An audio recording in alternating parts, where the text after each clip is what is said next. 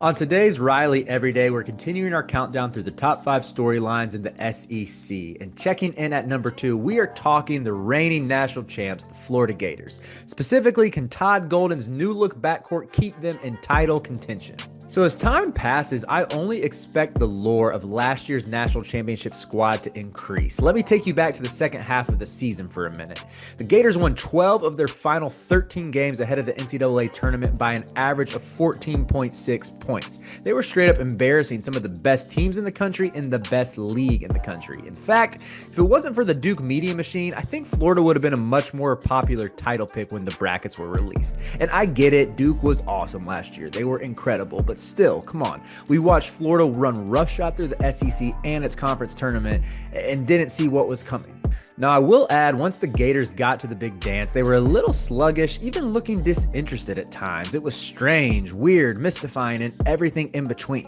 Two near misses against UConn and Texas Tech nearly ended their season, but they kept fighting and digging themselves out of holes. And no team in the country proved to be able to finish them off over the course of 40 minutes. Plus, even if you knock Florida for some of its lackadaisical play, who really cares? Banners last forever, and the Gators hung the most important one as they reached the sports apex. Along the way, they leaned on their dominant front court of Alex Condon, Thomas Houck, Ruben Chinyelu, and Micah Hanlogton. That quartet powered Florida to a top 5 ranking in offensive rebounding rate and a top 65 ranking in block rate. Now, extending your own possessions while ending your opposition's made for a foolproof recipe. And luckily for Todd Golden, all 4 will return to Gainesville.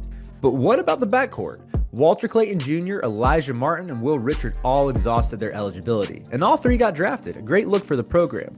But to whom will Golden turn to in year 4? How will he replicate their production?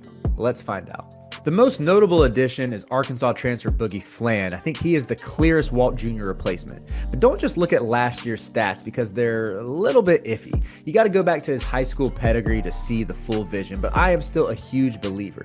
He was the best pull-up shooter in the class of 2024 coming out of Archbishop Stepinac. That's a school that's produced other bucket getters like AJ Griffin and RJ Davis. He also started out shooting the tray ball well, knocking down 37% of his long-range attempts before the thumb injury that sidelined him in late January. He also was a better facilitator and defender than I and many others expected. But he wasn't the only high-profile addition. Princeton transfer Xavier Lee joins the fold as well. He has an awesome first step and can get by anyone. He's an exceptionally skilled on-ball player, evidenced by this stat. Last season, over 70% of his made field goals were unassisted, and that put him in the 92nd percentile. Now, on the surface, you might look at that number and assume that his skill set overlaps too much with Boogie's, but then you watch his film at Princeton. He's not the type of guard who's going to bring the ball up the court every time and have everything ran for him. At Princeton, he often crossed half court and gave the ball up. And from there, the Tigers ran similar actions to Florida. A lot of dribble handoffs with the big at the top of the key, a ton of pinch post and forwards out action, so he's used to moving without the ball.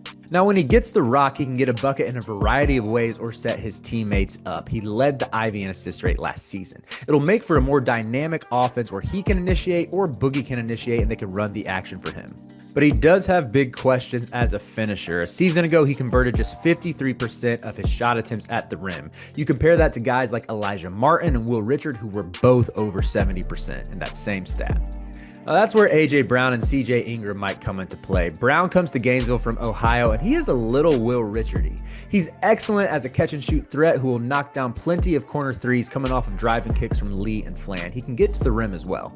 Now, Ingram, despite being a McDonald's All-American, I still view as more of a long-term play, but that's mainly because of his jumper. He still should see real minutes this year and provide some rim pressure, and he'll also contribute with his defense. He's a physical wing with a good frame, and Florida needs that while guarding the perimeter.